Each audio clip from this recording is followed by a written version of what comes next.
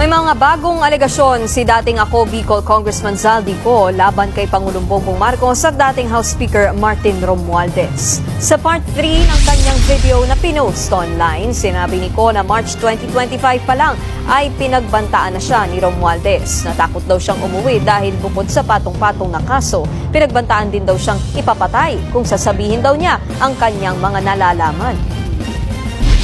March 2025 pa lang, si Speaker ay nagpaparinig na sa akin sa aming meeting that he will shoot me if I will talk.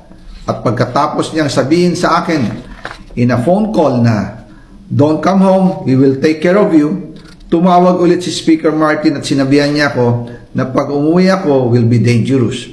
Kasi they might hire someone to do a rub out on me or hire the police to kill me while in jail. Pinabulaanan din ni Ko ang lumabas na report ng Independent Commission for Infrastructure na 21 billion pesos lahat ang nakulimbat na kickback sa flood control projects. Bahigit doble pa raw dyan talaga ang nanakaw na pera. Pero pinaghatian lang umano ito ng Pangulo at ni Romualdez. Sinusubukan ng kunan ng News 5 ang panig ng palasyo at si Romualdez pero wala pa silang tugon dito. Ang sinasabi nilang halaga sa ICI ay 21 billion.